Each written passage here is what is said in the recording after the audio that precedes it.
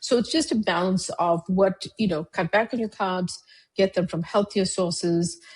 If you're ready to cut them out completely, then, make sure you have someone helping you guide the process. And definitely just do it with awareness, because I think we all love the bread bowl when we go out for dinner, and it's set up that way. And so it's the first thing you see. So.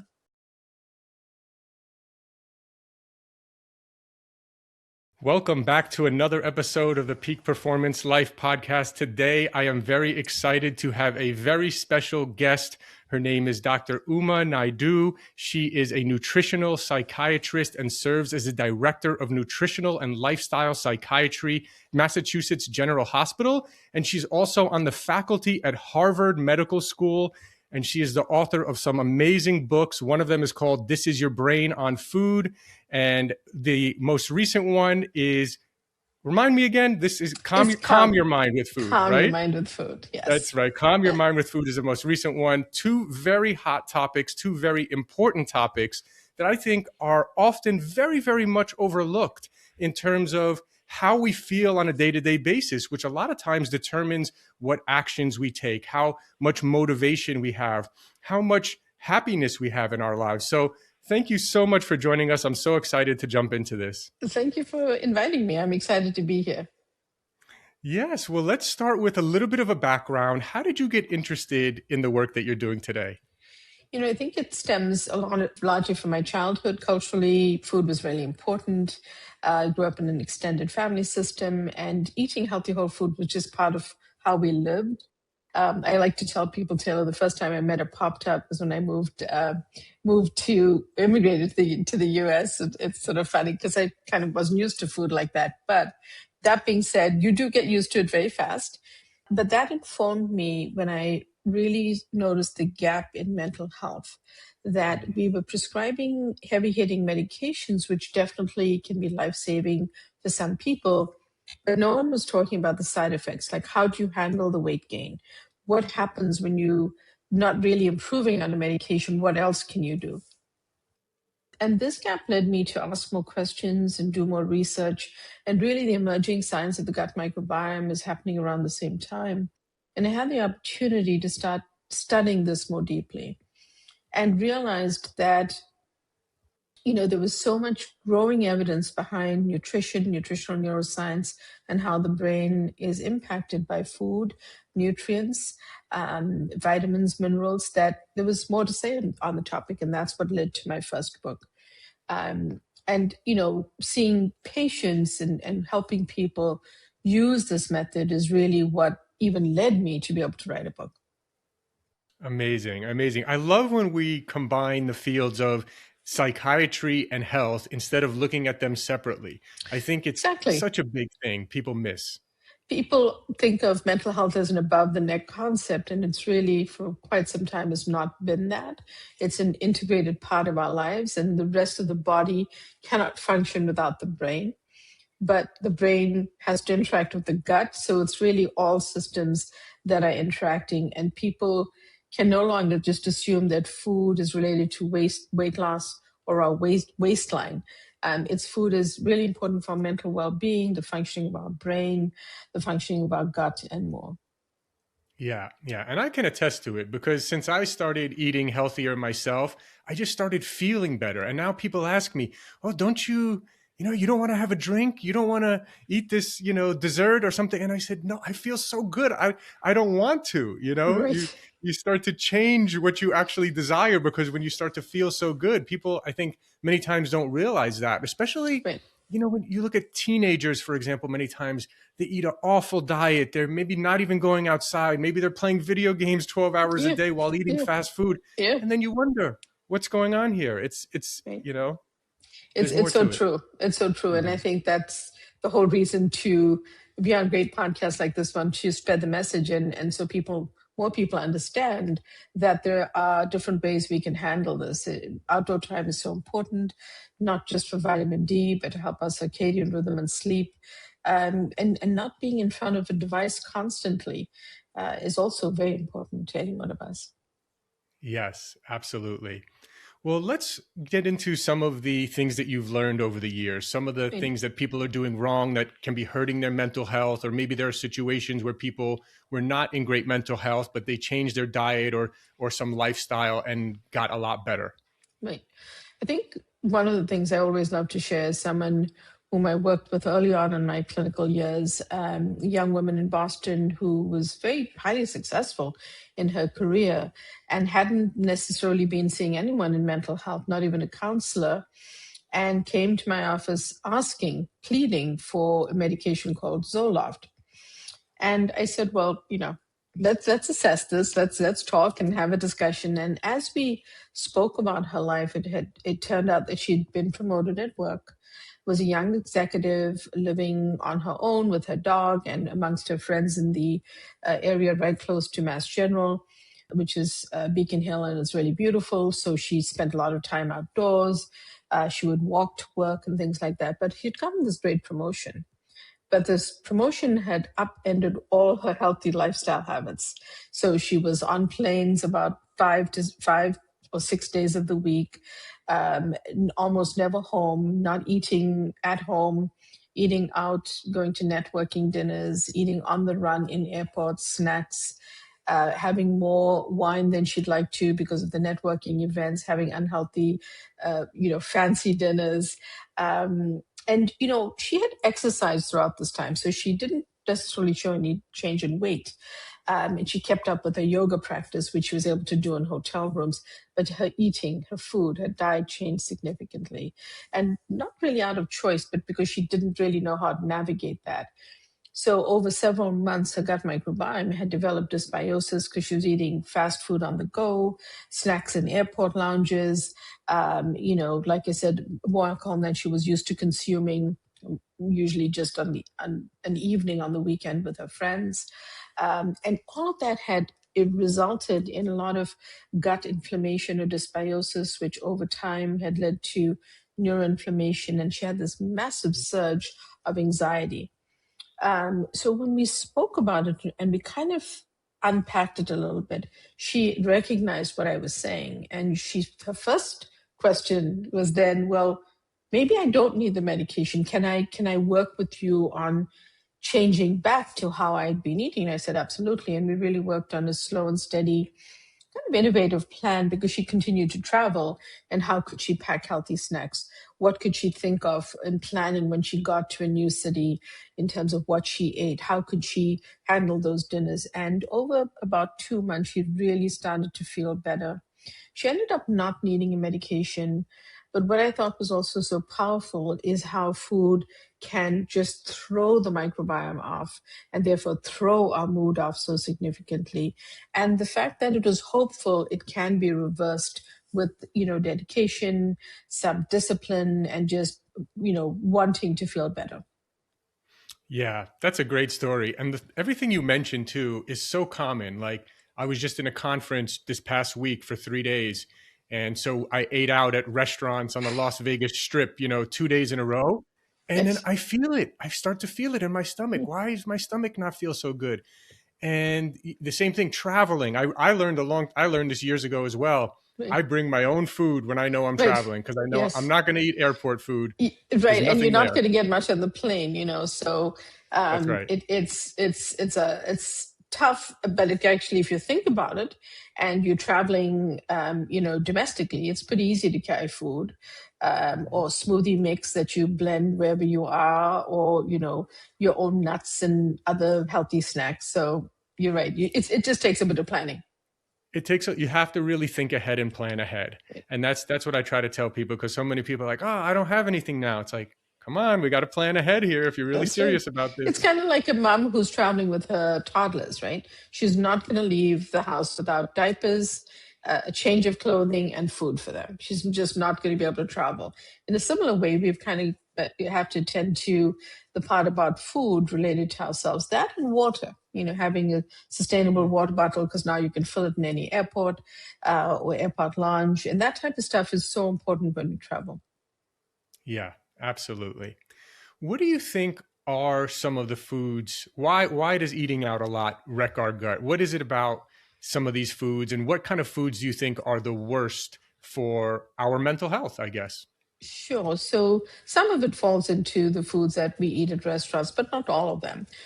Mostly, I think the issue with restaurants, some large database studies looked at when we eat at home and prepare our food at home, people over time consume fewer calories and end up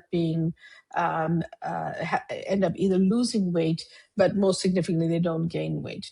What that really informs us of, and our understanding of the research is that, restaurants can use less healthy oils. They can add sugar for flavor, because as a chef, one of the things I know is we add fat, salt, and sugar for flavor. And the Yeah. truth is, those are not necessarily all the healthiest ingredients. So the restaurants may tweak a recipe so that it tastes so good, but it might have more sugar or sodium than your body really needs. They might cook in a way that is less healthy, like frying, or adding a lot of extra calories that you don't need, or an extra portion of something. And a lot of those things really don't help us. So eating out once in a while and enjoying it, absolutely. But if that's your go-to every day, then understand you are facing those issues. In addition to that, it's the processed fast foods, junk foods, packaged foods, artificial sweeteners, sodas, diet sodas, and really like the fried foods, and then the types of fats that are more trans fats and hydrogenated oils that are a problem. So I think that if we could just carve out cutting back on those and adding in really more healthy whole foods wherever we can. And I like to say, eat real food, just eat food. It's eat the orange or the clementine or the apple, skip the apple juice or the orange juice, which has no fiber remaining and a lot of often added sugar as well. Yeah, you mentioned trans fats, and I know that's a big one. What are some of the most common foods that are high in trans fats that a lot of people are eating? Right. I can share with you that trans fats and hydrogenated oils are things like the types of fats in shelf stable bakery goods, or things that really last a long time. So they're there to really create not only flavor, but make those foods last and give them the fat that they require. But they're not freshly made or freshly baked. That doesn't mean that they're bad, but they are engineered to last longer. So always read the label. Just read the label to see what's on, and whether it's something you want to be eating. Use AI or some way to look up an ingredient that you don't recognize. Usually, I like to say to people, if it's not something you recognize, it probably isn't found in nature, like an apple or an orange, right? So if it's carboxymethylcellulose, which is a food thickener, which actually in animal studies has been shown to really wreck the microbiome, that's probably not good for you. So that's usually a great rule of thumb. If it's a long label with words you don't identify, it probably isn't the healthiest.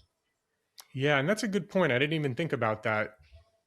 Like packaged cookies, for example, or Right. packaged things that are sitting in your cabinet for 2 years, meant to be shelf stable for so long. That's right. Even that could be different than a homemade, freshly baked, something, right? Exactly. I mean, so, if you made something from scratch, it's always going to be a different product, because A, it's freshly made, and B, it may take a few steps longer, but you know what goes into the cookie that you're making.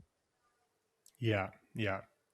And let's talk a little bit more about what are some of the good foods that are Right. good for your gut, good for your mental health?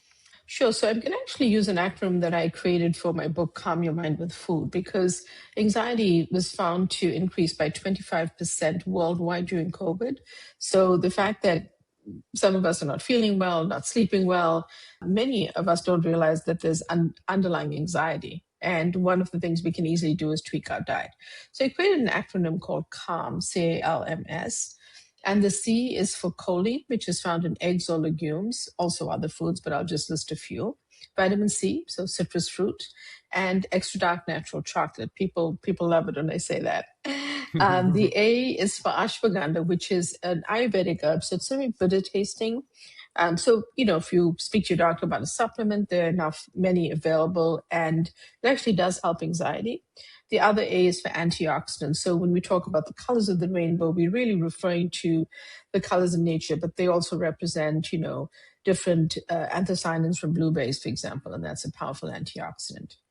The L is for liquids, and liquids represent both water, always be hydrating, because when you are dehydrated, you can feel more anxious.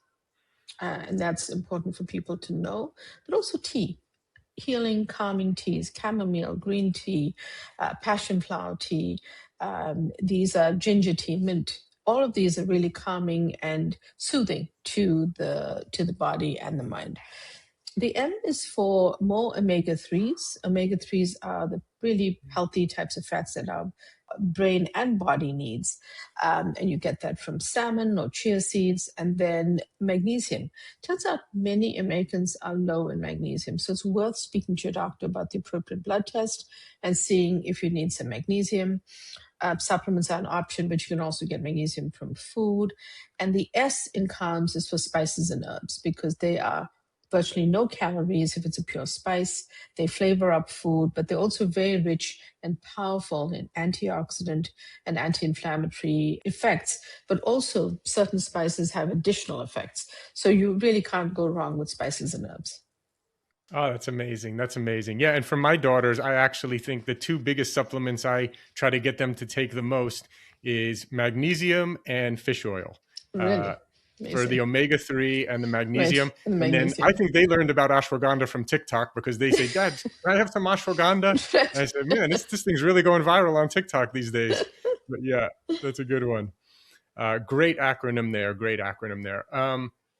So what about lifestyle? What, we mentioned about going outdoors, things like Right. that. Let's talk a little bit about that. That's such a critical question, because in my book, I also speak about the blue zones and the Power Nine, because I think it's a great way to talk about an integrated model of care, including other lifestyle factors, because I've always done that type of work in my clinic. So I say to people, if you're not feeling great or you're feeling super anxious, get on a treadmill for 10 minutes, take your dog for a walk to buy the newspaper or a cup of coffee. Just get yourself moving, because there's a way in which it almost burns off some anxiety and some angst that you may be feeling. Also talk about, it doesn't have to be a structured exercise. If you're not feeling great mentally, at least start with something that's a kicking off point from which you can build.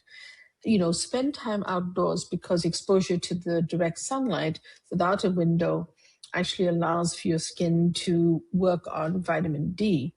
And you need vitamin D to both help your mood, but also anxiety. And then there's mindfulness practices. Maybe you meditate, or maybe you journal, maybe you do a breath work exercise. All of these really become extremely important. Hydration remains a lifestyle factor. Nutrition is a very big pillar of lifestyle, but also sleep, paying attention to resting well. Paying attention to cutting back on toxic substances. So, manage the amount. Caffeine is actually very good for your body in moderation. So, things like that, be mindful of when you have coffee, if you're a coffee drinker, and what you put into it.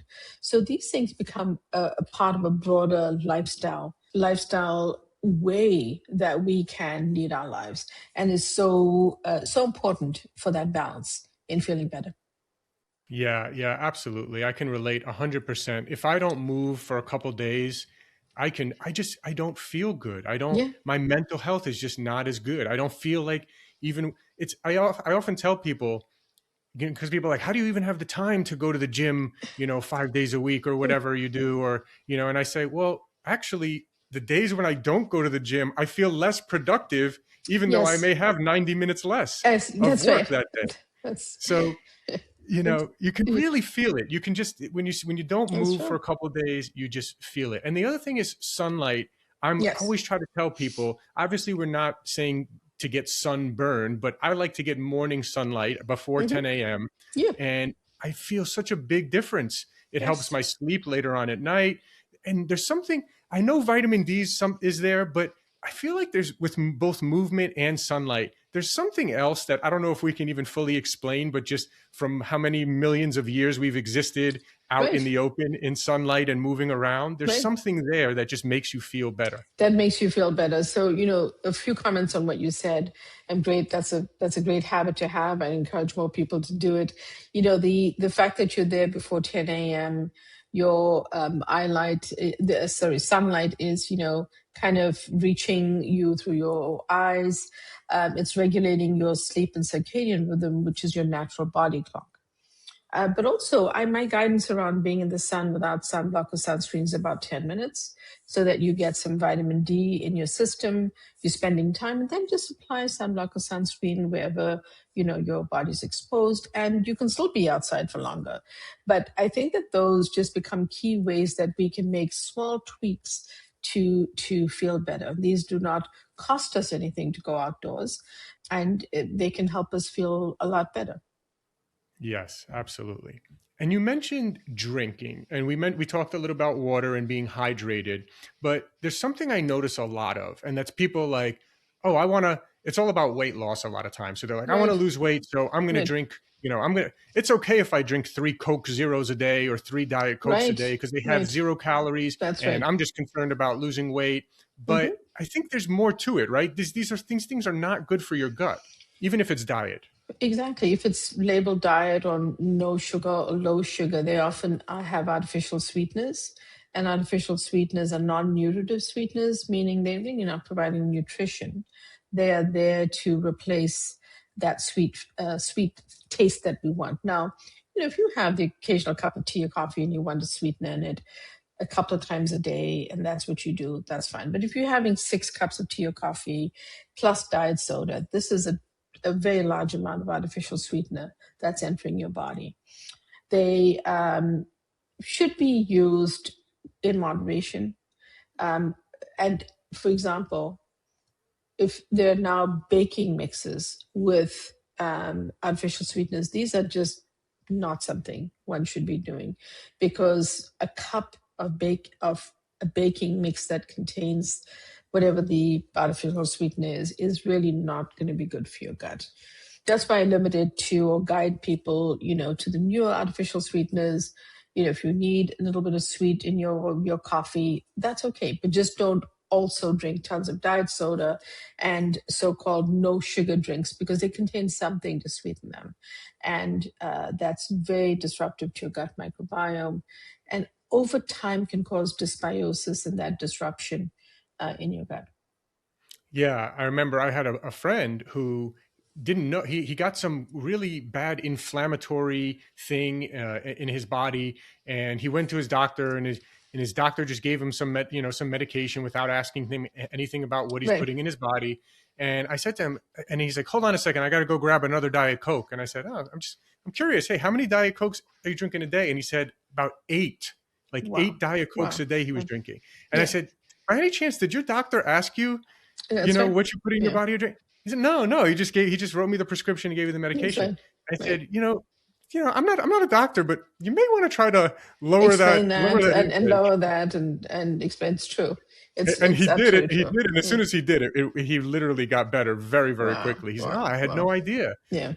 So there's definitely something there. Now, with regards to sweeteners, are there any sweeteners that you think are better than others? Like I find that, for example, monk fruit and stevia, especially if it's organic monk fruit and organic stevia, unless I'm consuming really large amounts, I seem to be okay. My stomach seems to feel okay with those compared to like erythritol, for example, which is a sugar alcohol. That one, if I take in more than 5 grams of erythritol at a time, man, I can feel it in my gut almost immediately. Wow. So I think that the ones you mentioned are perfectly fine in moderation. Allulose is a newer one. Yeah. So far, the data is looking promising. So a little bit of and some people do use a little bit of erythritol. It responds to different people differently. But a little bit of monk fruit. Like I said, my guidance on this is don't be leaning into diet soda or diet drinks or everything that's labeled sugar-free, and don't sort of replace them in bulk in something you're baking or making, because that's not, those levels of artificial sweetener are just too much for your body and your gut to handle without having a direct impact on you. And your body is sensitive, so just over a teaspoon of the erythritol disrupts it. So that's super important to pay attention to, Yeah. not only for you, but for all of us. Yes, absolutely. And when you're working with a client, for example, or a patient, is there are there specific gut tests that are you doing any time, or I guess, are you doing any kind of gut testing or anything like that? Or is there any kind of, what would you do if someone was coming in, they said, hey, I don't feel too great. What kind of intake would you do there? So, a lot of it is asking a ton of questions about their dietary history, their lifestyle, a full mental health history, and all of that. And it really depends on I usually collaborate with the primary care doctor or other doctors on the care team to decide what they need. Do they need a metabolic health panel? Do they need gut microbiome testing? Now, a lot of hospitals don't offer gut microbiome testing. So do they need to get that done privately and send us the results? So it's all become, I would say, much more personalized now. So whereas I might 10 years ago have said, oh, this is the list of tests, now we have a list, but then we check off what is needed for that individual. I'm a big fan of checking vitamin D levels. If someone is vegetarian or vegan, a vitamin B12 level. I'm also a fan of checking magnesium because many people don't even realize that they're deficient. So things like that, I do consider part of my screening as well. Excellent. Excellent. Very good there. And I guess, there's a lot of controversy. I have a lot of, we have a lot of holistic health doctors. We have a lot of medical doctors. We have different people that come on this podcast. Yeah. There are some that are, are sort of against SSRIs, Sure. antidepressants, things like that. There are others, obviously, there are situations. This is we're not making general statements here. Obviously, there are certain situations Yeah, when where maybe it's it's very needed. necessary. Mhm. But overall, I'm curious, what are your thoughts? And then there are, one guy, I was reading his, blog about how when you're on SSRIs for too long and your body becomes dependent, and then, when you get off of them, there's a problem and things like that. So I'm just curious, for those with all the noise around SSRIs Right. and antidepressants, what are your thoughts on them? So I think that having worked in the traditional field of mental health psychiatry for more than 2 decades, they definitely serve a purpose for individuals who really need them. The severity of illness can sometimes require a medication, but then the doctor still has to manage the side effects. So I think that is, with that caveat, the fact that I'm prescribing it doesn't mean I'm not checking multiple things to make sure and offering them lifestyle methods to feel better as well alongside that. So if it's necessary, they can be life saving. However, I think what tends to happen is that we have this all or none effect in the US. It's either take these medications and then take higher doses, et cetera, et cetera. I think it is very individual who can benefit from a lifestyle change, a dietary change, who is motivated and disciplined to do that. That's also important because you can give a person a list of foods and a list of lifestyle changes and maybe too much for them and they feel overwhelmed, they don't want to do it or they can't do it. So I think it's always a balancing act.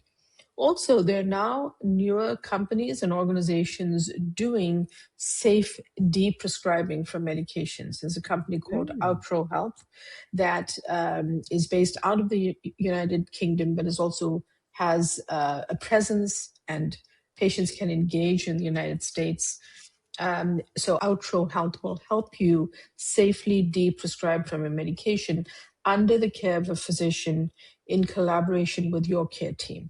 So their physicians are trained to safely help you come off the medication because you're absolutely right. Someone comes off the medication, they can have devastating side effects. But if you do it in a certain way, under the guidance of a doctor who's trained to do it, it can actually over time help you because you might be able to find other solutions. I think that those really work well alongside nutrition and lifestyle measures. And I think that it's always a careful consideration if a person has to take medication. And if they are not suicidal, not manic, haven't lost touch with reality, there's an opportunity for them to be assessed. Look, can we work on some lifestyle measures? Can you be safe as we do this? And if we fail after a couple of months and you're still feeling terrible, yes, we can consider a trial of medication. I think it's really important to have that discussion without just jumping first to the virtual prescription pad. Yeah, wow, that is so great. I'm so happy we brought this up. So, Outro Health, I had never heard of that before, Mm-hmm. of all the podcasts we've done here. And I always was because it's interesting, because I have quite a bit of friends who are on some sort of prescription, and they're saying, like, well, I'm on it now. I don't know how I'm going to Mm-hmm. get off it without side effects or something. So, under a doctor's supervision, doctors that are trained in how do people get off the prescription, Yes. because you don't really, if you don't have to, you don't want to take it forever if you don't have to, If in you most don't have cases. to, and sometimes these medications are not effective for everyone, and a lot of patients experience being taking one medication, then their doctor adds on a second medication and more, and they're on a bunch of medications and they're really not feeling good. As part of this model, there's also coaching involved, nutrition and lifestyle measures. So the doctor has the knowledge of how to tweak that for you, and some nurse practitioners as well. But I think that if you do it carefully with people who are trained, I think that's the message we want to get out there, that it is possible. Don't try it on your own. And if your doctor is open to this kind of idea, then maybe open up that conversation with them. Yeah, yeah, really, really good advice. Any other advice for people that just want to feel better every Yeah. day? One of the things I've done is I've designed a protocol called, for this exact reason, called the SAW protocol. It's S.A.W. And it's really so there's a jumping off point for any person listening to this kind of new information, because nutrition and food are the missing conversation in mental health. People do all sorts of things, including medications, but they don't really think about how they're eating. So S is for swap, and swap is, one unhealthy habit. Maybe it's a diet soda, like, your friend, your colleague, or maybe it's, that you gave up the gym during COVID and you didn't go back, or maybe it's that you're just eating something you really shouldn't be and you know that it's not good for you. So swap that one thing with the healthy version of it, or healthier choice. That makes it flexible. You decide. The ball is in your court, and it gives you autonomy. A is for add. So can you add in? Are you not drinking enough water? Can you hydrate more? Can you add in some extra sides of vegetables every day? Because vegetables are pretty low in calorie if they're prepared healthily, and they're giving you great antioxidants and anti-inflammatory properties, and they satiate. So you may, not crave dessert if you're actually full after your meal. So adding something in is pretty easy, and it doesn't make people feel deprived because they're adding more to their food or what they're drinking that day than having to take away or avoid foods. And the W is a broad category. It's really walk, but it's also mindfulness or meditation or journaling. What else can you do that could help you feel better? And the SAW, you can start at any point that works for you. You can exercise more, or you can maybe take up resistance training, because you've heard that muscle health is so important and building up your muscles is key. So try that. Or you can add something, or you can just start with swapping something that you're concerned about. Yeah, yeah, that's really, really good stuff. Is there anything else that we didn't cover here today that maybe we should have? And I'm curious as well. Actually, one other thing on the topic of, like, so many people trying to, like, lose weight. And so they're like, oh, I remember one time I had a friend and we were out to eat, and he said, no olive oil, no. And he told him, he said, send it back. I don't want the extra calories from the olive oil, this kind of thing. And, it's kind of like, your body is going to eat and need a certain amount of calories. If you just try to cut and do 1,000 calories less per day or something, it's not going to be a great result. Olive oil is very healthy, right? In many opinions. So maybe there's some more calories to olive oil, but it's not something that I necessarily would want to cut out of my diet. It's going to actually, in many cases, make me more satiated, I feel like, and then I'll be less hungry later. More satiated, but also brings healthy fats to your brain, your body, your gut.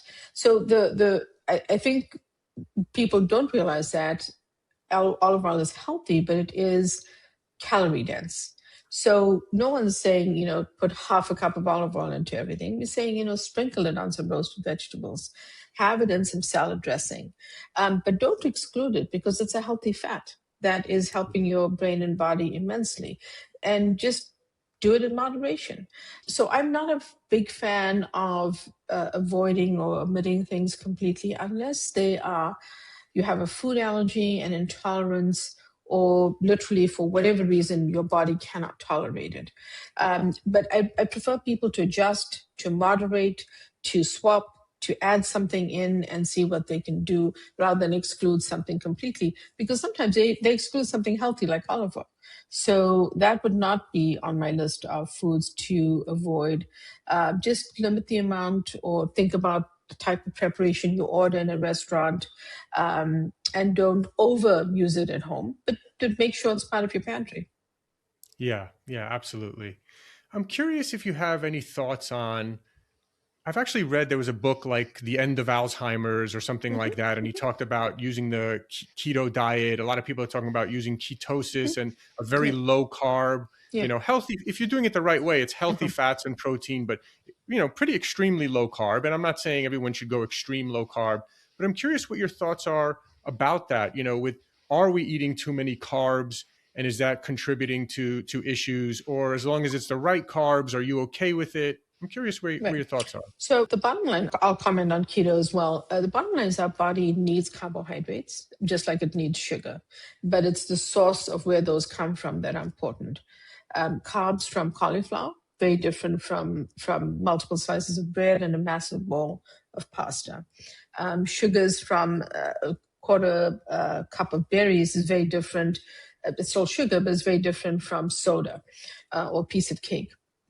So I think where we get those from is important. With the ketogenic diet, it is very rigid. And I will say that some individuals who use a ketogenic diet lean into less healthy fats, right? So not just fat, high fat and protein. It's also things like a ton of bacon. Bacon, a piece of bacon now and again is fine, but don't exist on that. I think it kind of gets a little warped. The reality in mental health is that it does work. And in my first book, This Is Your Brain on Food, actually in both my books, I covered the ketogenic diet. But in that book, we talked about in relation to schizophrenia and bipolar disorder. Certainly has been shown to be helpful. But individuals, if they're using it, really need a lot of structure and help around them. And sometimes those individuals with severe illness may not have that available to them. So I think it's a very careful discussion to be held with a clinical care provider. On the other hand, they do work in the right settings, and nutritional ketosis, instead of developing things like the keto flu when people can actually feel quite sick, is very different. So definitely a place for it, has to be carefully monitored and assessed to fit the right individual using it, who can tolerate it and manage the restriction.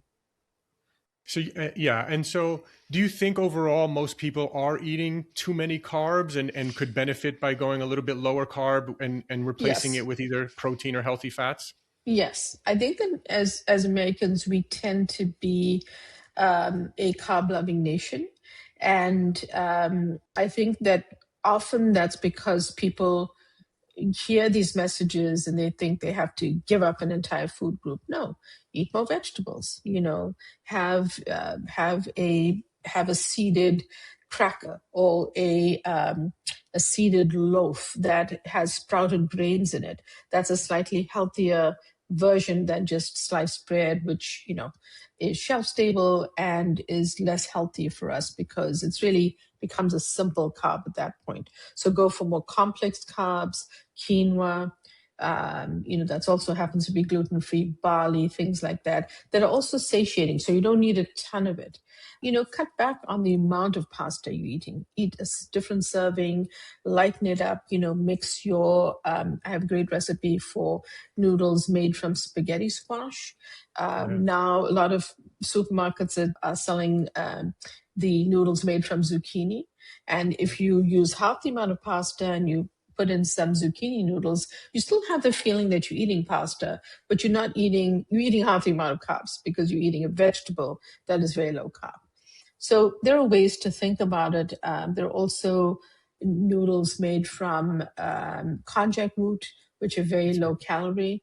And if people use them the right way and flavor them up, they can actually be really delicious. So I think there's lots of, so the answer is yes, we do. We do eat many more carbs than we should, and a lot more sugar, which adds to that. So yeah, and I agree. I think if you can switch to gluten-free carbs, that's probably a good step. That's Right. one step. Yeah. Yeah. I don't know too many people who eat a lot of gluten and say, I feel great when I eat gluten, right? It's not something Right. you traditionally feel very good at. It doesn't seem to be good for your gut. So, I think the issue becomes a lot of people may have either not, well, celiac disease is not as common, but people might have realistic celiac disease, but they also might have non-celiac gluten intolerance. So I think that's important to understand. And I think that, I much rather have people find healthy ways to eat what they like. For example, a product that's gluten-free doesn't mean that it's healthy, because it may actually have unhealthy flours in the True. product, whether it's a cookie or a bread or a bread roll. So it's just a balance of what, cut back on your carbs, get them from healthier sources. If you're ready to cut them out completely, then, make sure you have someone helping you guide the process. And definitely just do it with awareness, because I think we all love the bread bowl when we go out for dinner, and it's it's set up that way, and so it's the first thing you see. So Yes, I know. I wish they would change that though. I feel it's true. like It's true. actually the restaurants are doing themselves a disservice. People would eat more if you didn't bring out this big bowl of bread in the beginning. They could make more money It's off tough. people. Exactly. It's tough to know the goal of it, but I think it's there's so many different theories around it. It's and so I just think that it's really hard when you arrive hungry, ready to eat. You Yeah. get this great aroma of freshly baked bread, and it's tempting, and I think Yes. it leads us down a path. So. Yes. Well, Dr. Uma, this has been amazing. I want people to learn where they can follow you, find you, buy your book if they want to learn more. Thank you. So you can find me on my website. You'll find a lot of resources there, umanaidoomd.com. Follow me on all social media at DRUMANAIDOO. But most importantly, subscribe to my free newsletter, because you get free information every single week. And you'll find that by going to my website, and you can sign up for the newsletter right there. And that's a good way to stay in touch, know what I'm up to. And my books, This Is Your Brain on Food and Calm Your Mind with Food, which you'll also find available either at your local bookstore, online, or on my website. Amazing, amazing. This has been really great stuff. I'm so glad we're shining a light on the fact that mental health has so much to do with what you put in your body, what lifestyle choices you make. And it's not just so cut and dry. People are throwing around the world depression and mental health more than ever before. And for some reason, not a lot of people are talking about how nutrition and food and lifestyle can be, oftentimes, in my opinion, more effective than prescription drugs. Yes, I agree. I definitely agree. I've seen it. I've seen it in my practice. I've lived it. So I think that it's very important for us to consider. But thank you for having me. Yes, thank you for shining a light on this. This is really important work that you're doing, and I hope we can do it again sometime. I look forward to it. Thank you. Thank you for listening. If you enjoyed this episode, it would really mean a lot to me if you would forward this episode along to any friends, family members, anyone that you think that would get value out of it and learn something important. The mission at Peak Performance is to help people prioritize and transform their health. And so if you think someone will get value, please, please, please do forward this episode along to them. Also, if you could please rate and review and subscribe on whatever podcast player you are listening to this on, we would greatly appreciate that as well. It means a lot. And I want to tell you about a couple of new products that we just released. You can get 20% off your first order at buypeakperformance.com. That's BUY buypeakperformance.com. We just released a brand new grass-fed beef protein isolate. This is my favorite new protein powder because it's great for muscle building and recovering and all that kind of stuff, but it doesn't give the stomach discomfort and gas that a lot of people get from different types of proteins like whey protein. Some types of plant proteins can do the same as well. It seems to be really, really easy on the stomach while still giving all the great benefits of muscle building and everything else that you want from taking in adequate protein. So check out our new beef protein isolate. We have it in unflavored, which I actually mix and blend with my morning coffee every morning. We have a vanilla and we have a chocolate. You can buy it on Amazon, but again, you also do get 20% off your first order at buypeakperformance.com, B-U-Y, peakperformance.com. We've also recently released organic mushroom coffee. We have these in Keurig compatible K-cup coffee pods. We have organic mushroom coffee with lion's mane, reishi, cordyceps, turkey tail, and chaga mushrooms blended with the high altitude organic coffee that we've been using and that we've been famous for years. So that's been a big hit, that one as well. You can get on our website or Amazon, any of our products. And of course, we're always famous for our organic green superfood powder that has almost 5,000 reviews on Amazon with a very high star rating. We're known as the best tasting USDA certified organic green superfood powder with over 25 plus organic ingredients. Again, we also have the organic red superfood powder. We still, of course, have the organic plant protein for those who do prefer the plant protein, but I'm really excited about this new beef protein isolate and all of our other products. We do have over 100 products, so just check us out if you type in Peak Performance Supplements on Amazon or if you go to buypeakperformance.com. Thank you so much, and we'll talk to you again soon.